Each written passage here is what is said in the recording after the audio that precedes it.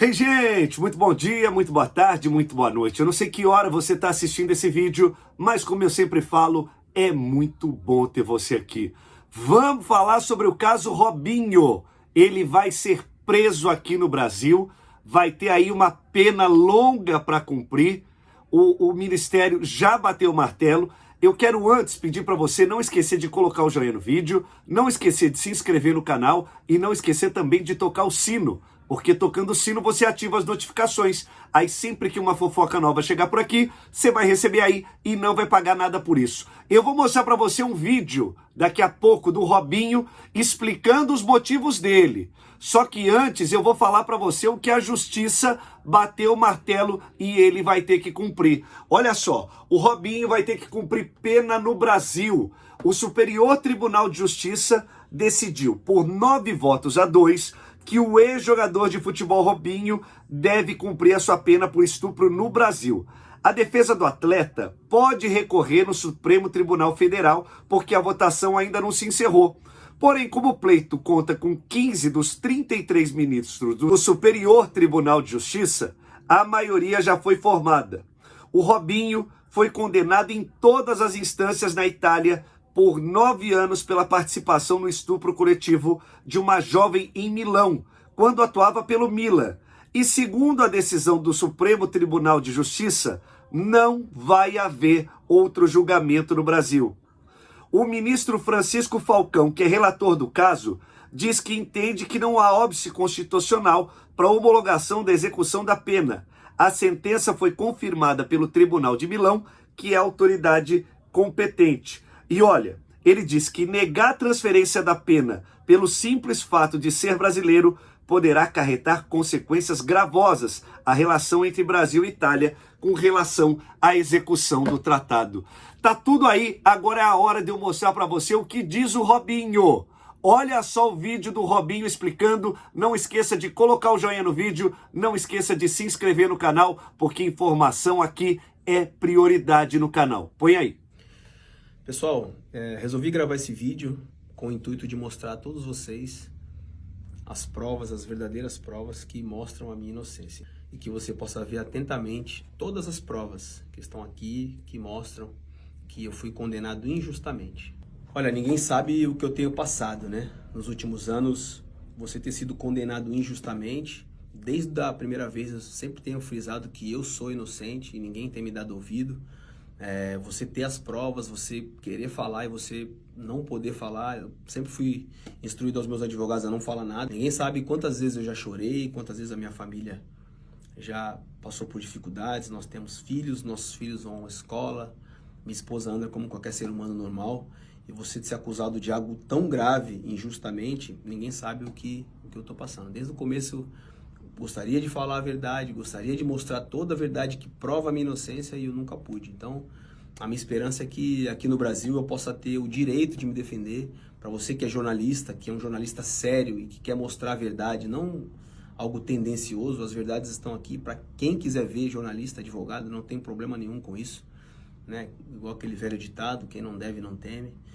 Mas em determinado momento eu pensei que eu estivesse num filme, de você estar sendo condenado por algo que você não fez. Você tem as provas que mostram isso, você quer mostrar a sua verdade, você também não pode falar, porque estava em segredo de justiça, mas agora eu estou falando. Então a minha esperança é que a justiça seja feita e que todos possam ver a minha inocência. Olha, para todos aqueles que me acompanham desde criança, que se algum dia eu fui uma inspiração dentro do futebol para alguém, aí estão as provas que eu jamais cometi um crime. Sempre procurei dar um bom exemplo para vocês. Obviamente que já cometi os meus erros e hoje sou outra pessoa, mas jamais eu cometi um crime. Aqui estão as provas.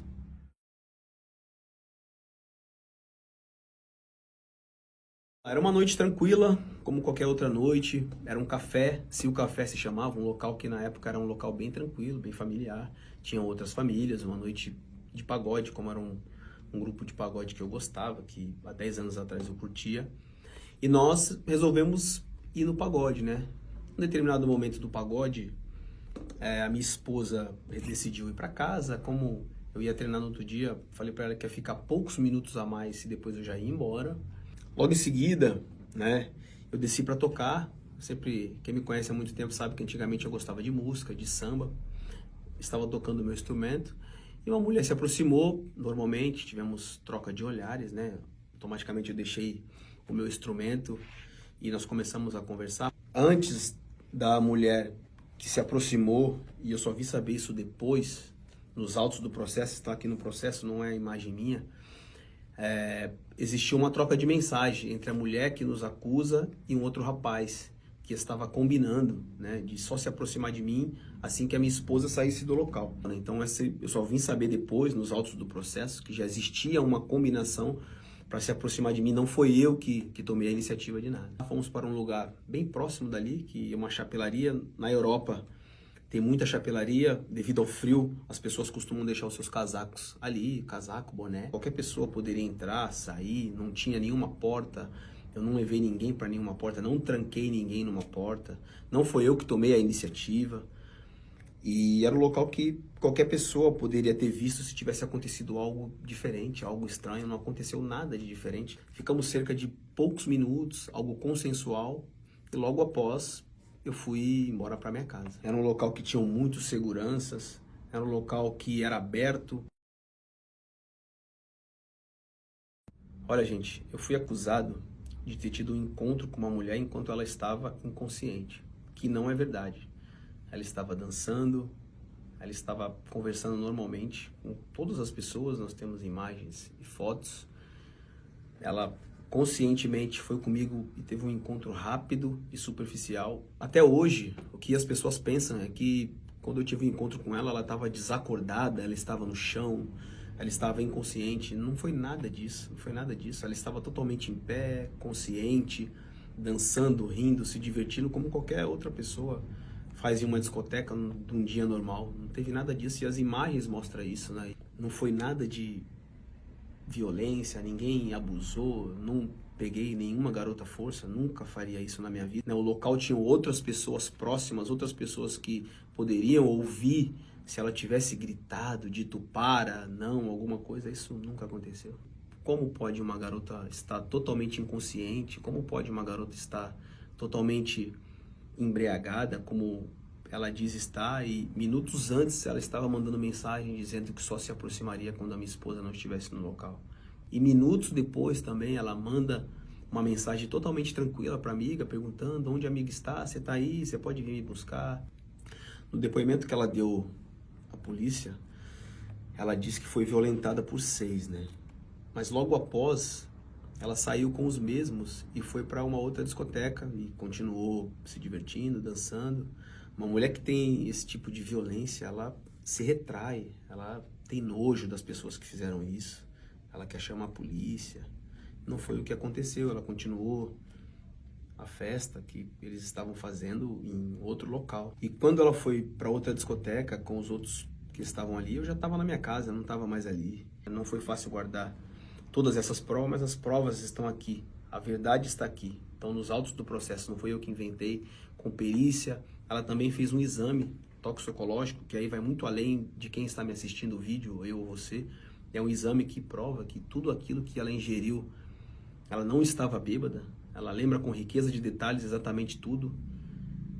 E eu não sei o porquê que a justiça italiana não aceitou as minhas provas. Tudo que foi falado, e depois do exame toxicológico que ela disse que bebeu, era impossível ela estar embriagada, era impossível ela estar totalmente inconsciente, ela sabia exatamente o que ela estava fazendo.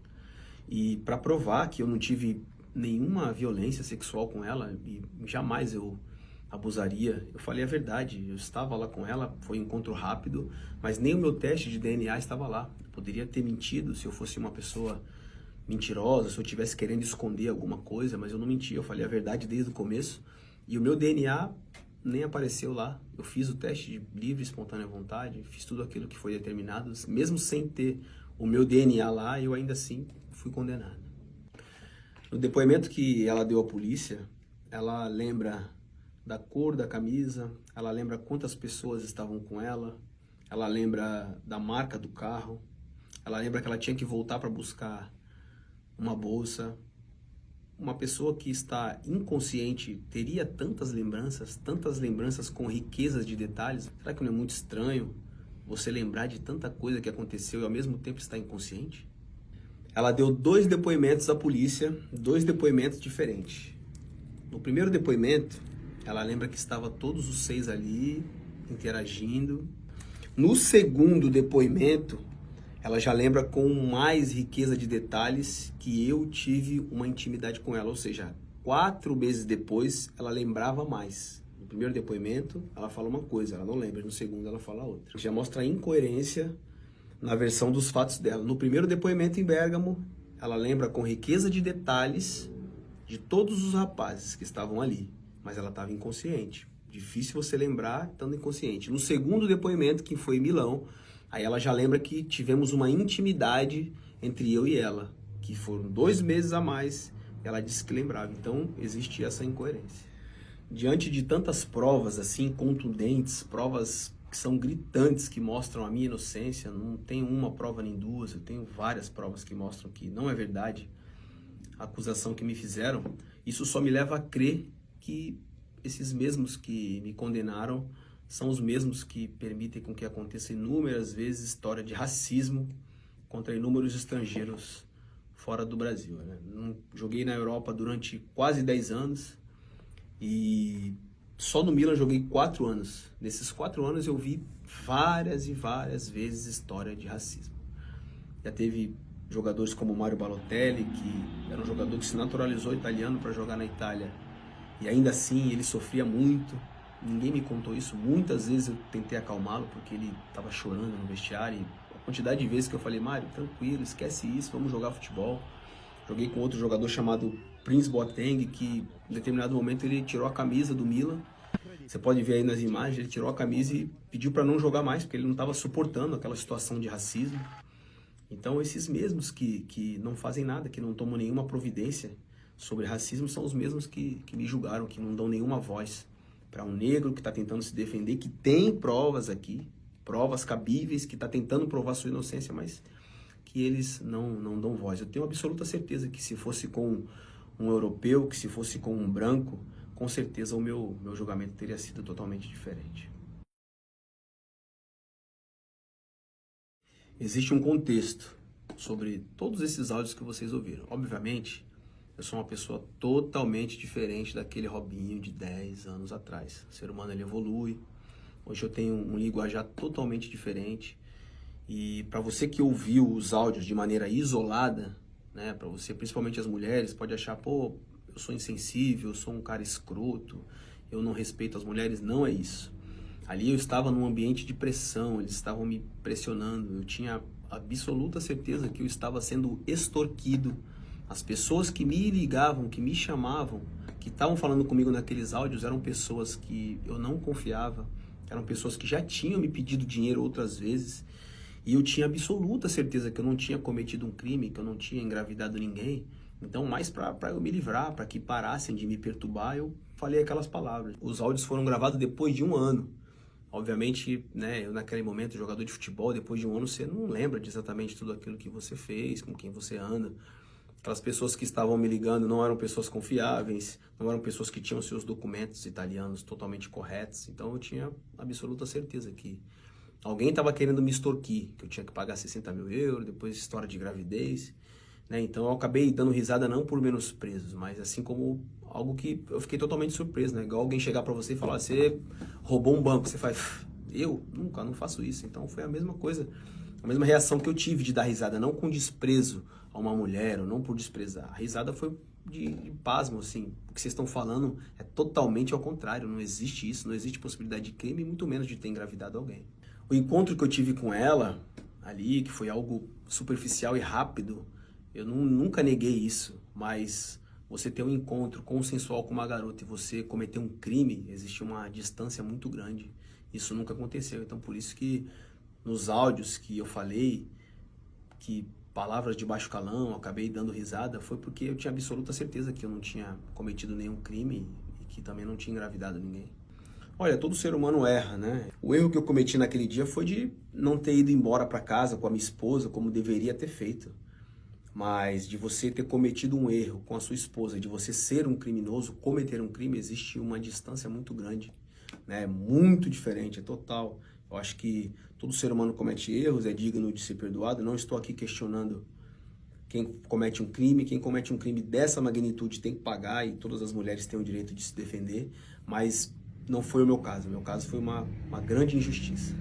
Olha, eu quero deixar bem claro que toda mulher tem o direito de fazer sua denúncia, se sentir violentada, né? Eu tenho mãe, tenho esposa, tenho mulheres que eu amo, minha filha, e toda mulher tem o direito de se defender, mas isso não foi o meu caso. O meu caso foi uma inverdade e uma falsa acusação. Gostaria de agradecer a todos que sempre me trataram bem, a todos que às vezes até mesmo sem informação acabaram me criticando, mas as mensagens estão aí. Muito obrigado pelo carinho de vocês e que vocês possam mostrar essa verdade para quem quiser ver.